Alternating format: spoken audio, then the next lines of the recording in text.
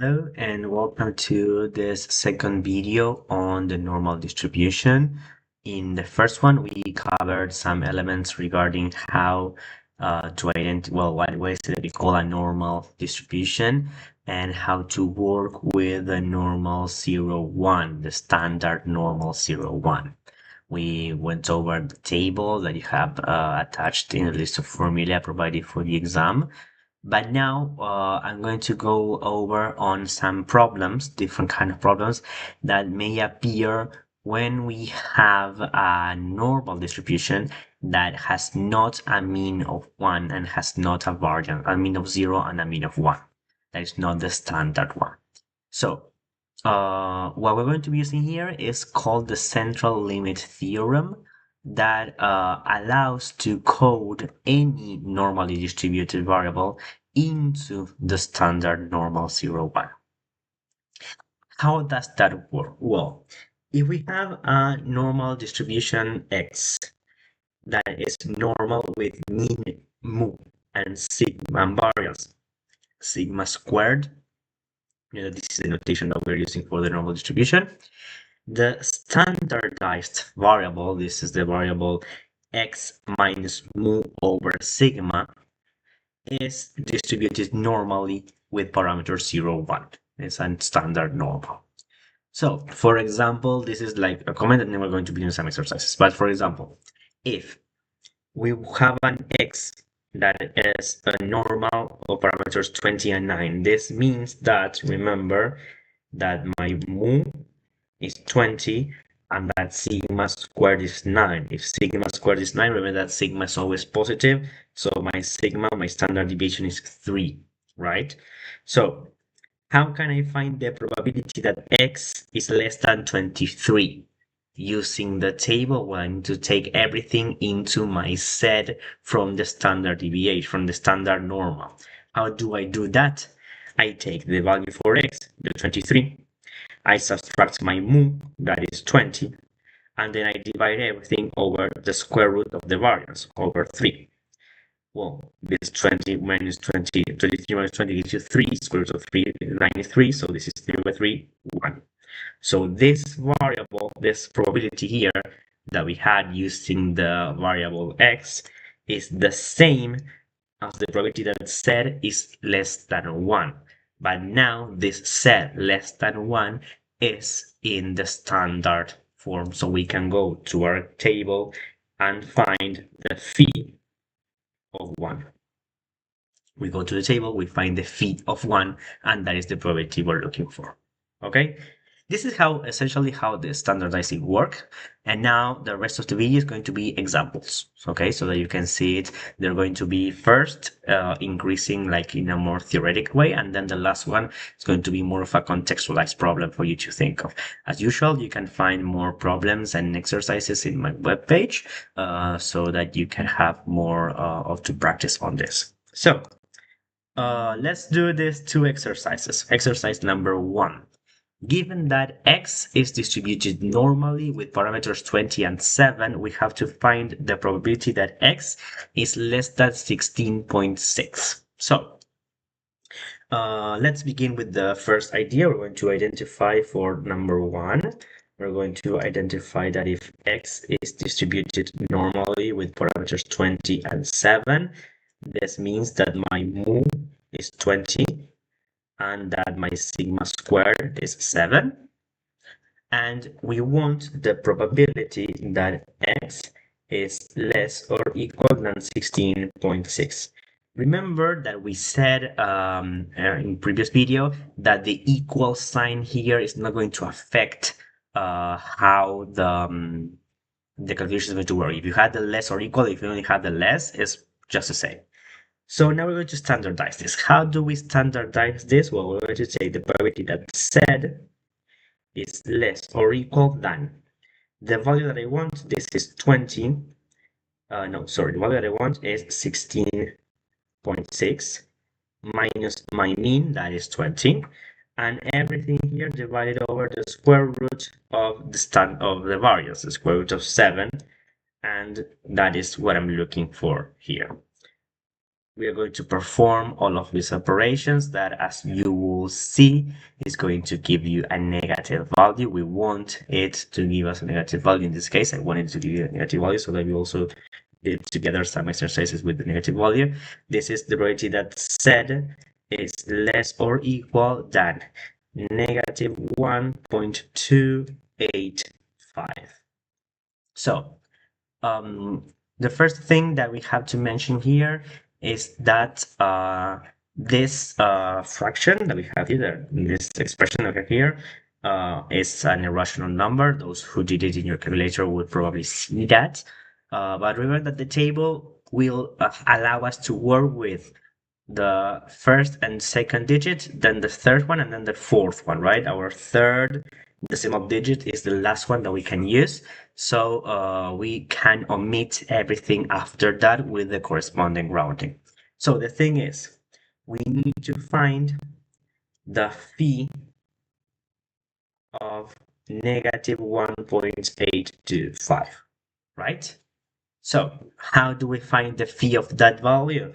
We go to the table. Here we have the table and we look at it and we say, well, first of all, the value for phi that the value for z that we're is negative. So we have to use this rule here. The phi of negative z is 1 minus the phi of z. So this is going to be equal to 1 minus the phi of 1.285 positive. And now we're going to go and focus on what's the phi of 1.285 positive. So we said 1.2. 1.2 is here. 1.2. Okay, let me move my head so you can see it. This is 1.2. I'm going to move this a bit up. There you go. And here we have 1.2. So that's the row we're going to be working with. Now we said that this is 1.285. So now we need to focus on the column of the 8. The 8 is here. So we are first arriving to this number that we have here, 0.8997. Then we had another figure because it was 1.285. So we need to look at the add space and the 5 here that corresponds to this 9 that we have here. So if we take these numbers back to our board, we're going to look at it here. This is the number that we found here. We have it is 0.8997, 0.8997.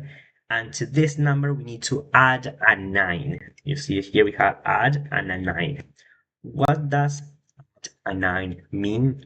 It means that we're going to be adding a 9 at the end of the number.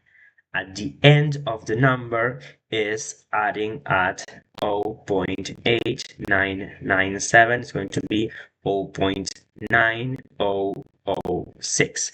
But this is not the probability. Watch out here, because here I am missing over here that this is 1 minus 1 minus.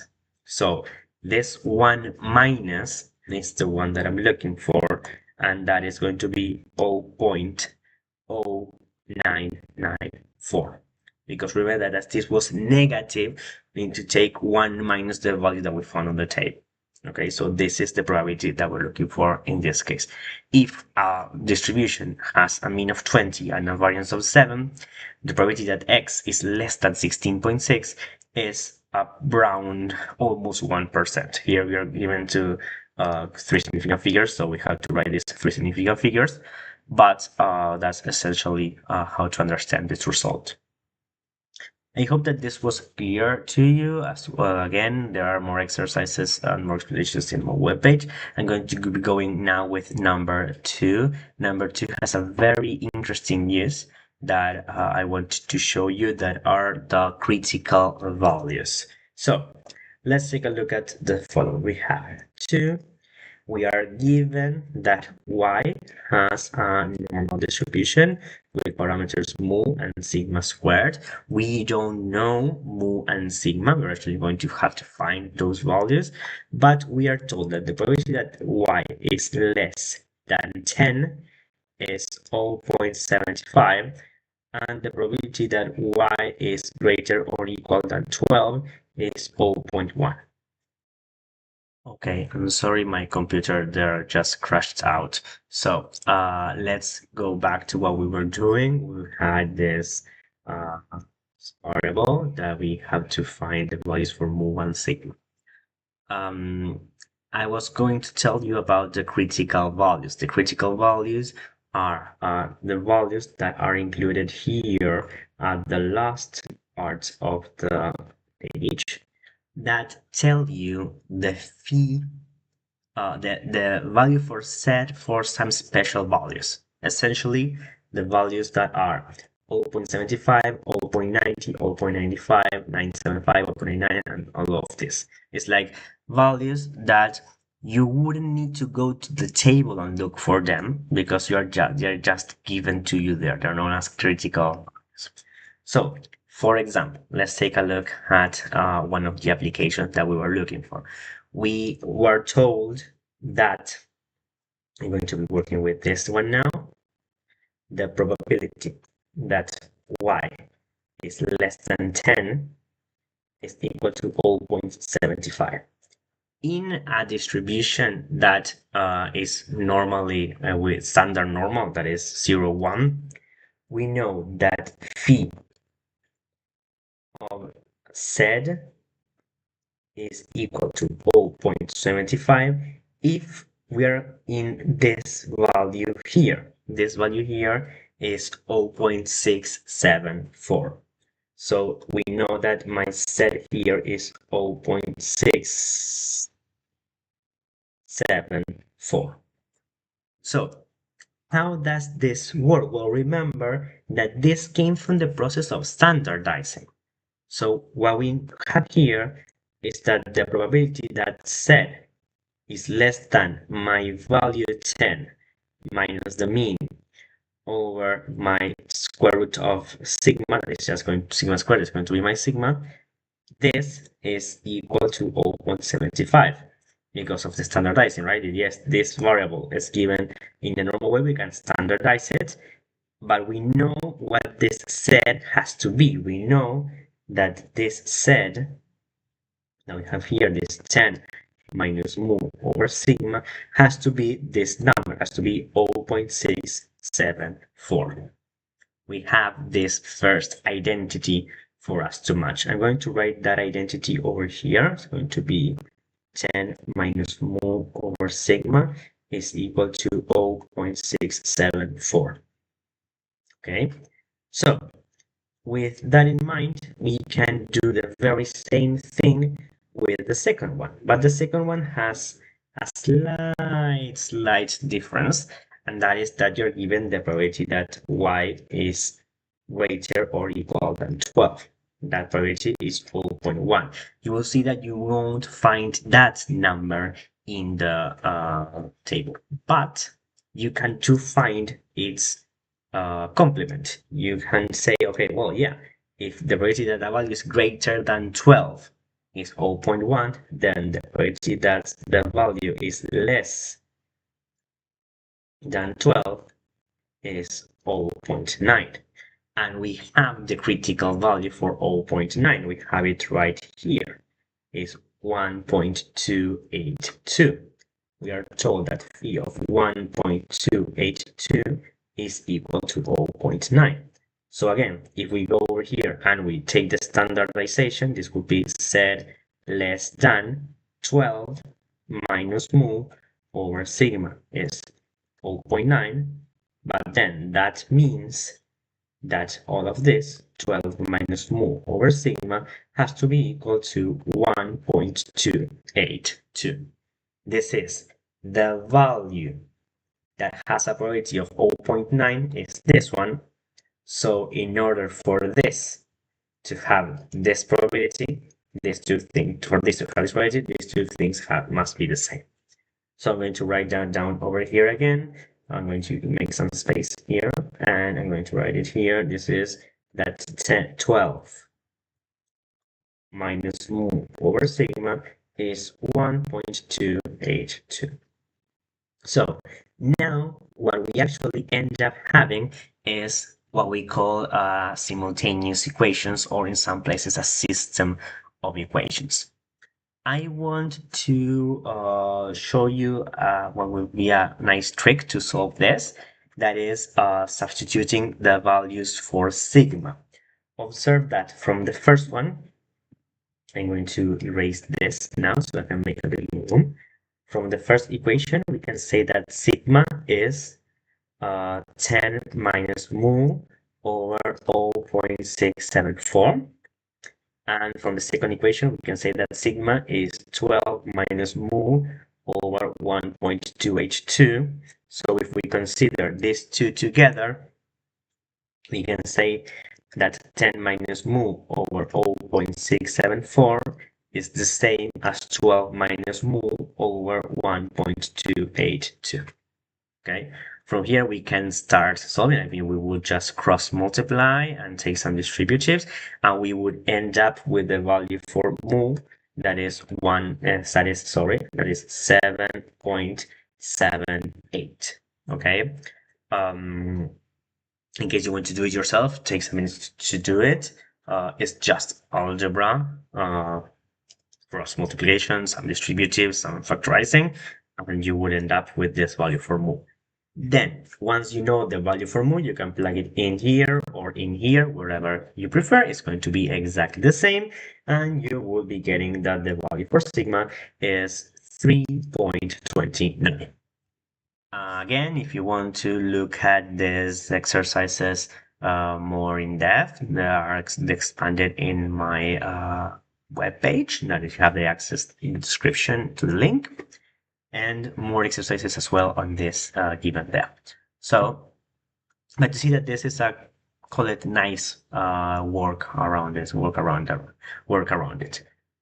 Now going to more of a contextualized problem that is going to have this very, very typical scenario that has to do with when the normal and the binomial meet. That this is not a topic for next video. We're going to see that the binomial and normal will be meeting at two different instances. This is one that's very typical. So consider the following. We have a factory that produces tins of half a liter of oil.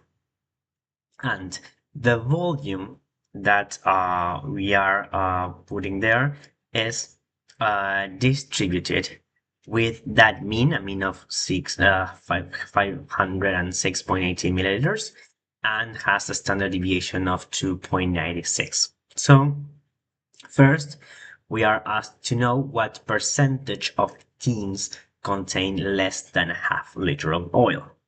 So let's start to analyze the problem. My problem here is that I'm going to call X to be the volume of oil that we are putting into every tin. This is distributed normally with a mean of 506.18. That's my mean. And then a variance of 2.96 squared. Okay, this is something very typical that we do in mathematics. When we have the standard deviation, we just write that squared. We don't need to calculate it for now. You'll see that we are actually going to be using the 2.96, so we don't need to calculate it squared, but we write it squared. So we remember that this is my sigma squared.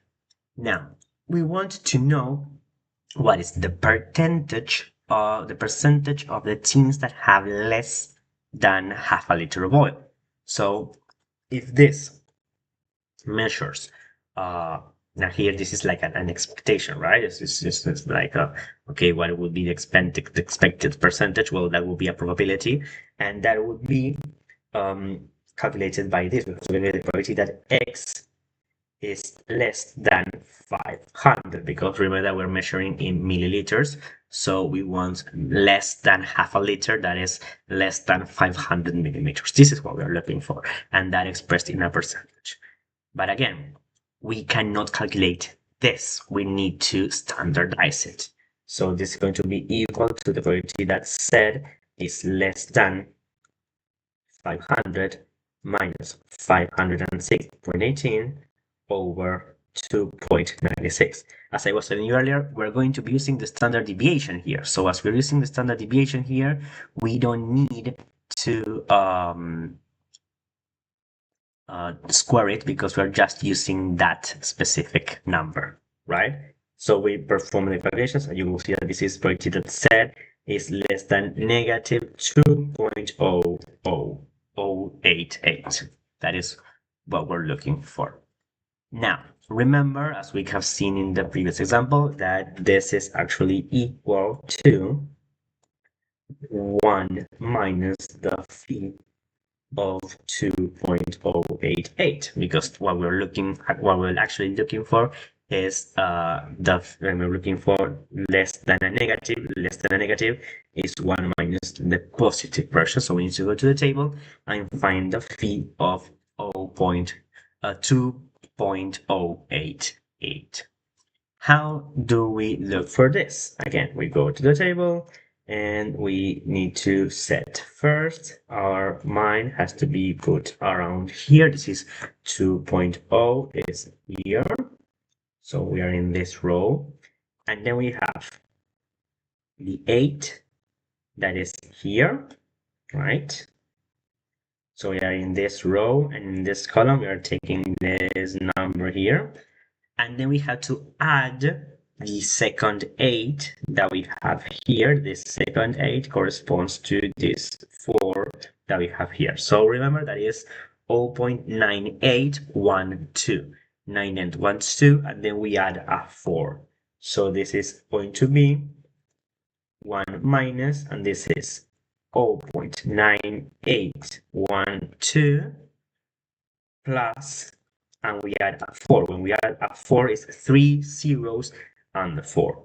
So this is 1 minus this, that will give you 0.0184, right? I'm doing the subtraction altogether. So essentially, we can say that if you want a percentage, this will be a 1.84%. That will have less than half a liter of oil. Again, this was just like converting the scenario to a normal distribution, standardizing and finding the values. Nothing that complex, I believe. There's a very interesting one that is happening with number 2. That's why I wanted to include it. Because for number 2, you are asked to find the probability that exactly 1 out of 3 randomly selected teens has less than half liter of oil. And if you look at this, how this is written, this has to do with a binomial distribution. Okay, I'm going to say that y is going to be the variable that counts the number of teens with less than half a liter of oil. Okay, that's going to be my y. So each teen is independent, and the probability that a single teen has less than half a liter of oil, we have already calculated, is 1.84% of, or 0.0184. So y is distributed binomially. With parameters. And remember that n is how many are we trying, how many trials we have. So we have 3 trials. And p is the probability of success. In this case, my success is having less than half a liter of oil. So what is the probability that I have less than half a liter of oil? Well, that probability is 0.0184. So see that here we have a normal and a binomial together in the same vector. This is a very typical scenario for the mathematics A levels. So what is it that we want to find? We want to find that out of these three things that we have here, exactly one is a success. So we want the probability that y is equal to 1. In order to do this, we're going to be using the formula. If you don't remember the formula, you can go to the list of formula where you have it. I'm just going to plug in everything now. This is the combinations of n in the value that I want. So this is 3 in 1 multiplied times the probability of success. The probability of success is my b raised to the power of how many success I want. I want exactly one success. And that is multiplied times the probability of failing. That is 1 minus 1 minus 0.0184. That is what I don't want when it has more than half a liter of oil. And how many tins will be having more than half a liter of oil? Well, this is essentially, think about it, if we have 3 and only 1 has less than half a liter, then the remaining 2 must have more than 1, so it's going to be raised to the power of 2. This is what I want to calculate. I plug all that in my calculator and I get 0.0532. And that's the solution to my problem. I hope that this was clear to you. This is a very typical A-levels exercise that you will see in many exams of the Mathematics A and AS levels. So I hope that you can understand it and work around it. In case you need more explanations on exercises, you can find them in my webpage. And as usual, you can use the comment section if you feel like there's anything that you want to add or ask. We will be meeting for our last video on the related statistics series to talk about how we can use a normal distribution to approximate a binomial distribution. That's going to be a topic for our next video. So as usual, thank you for watching and see you there.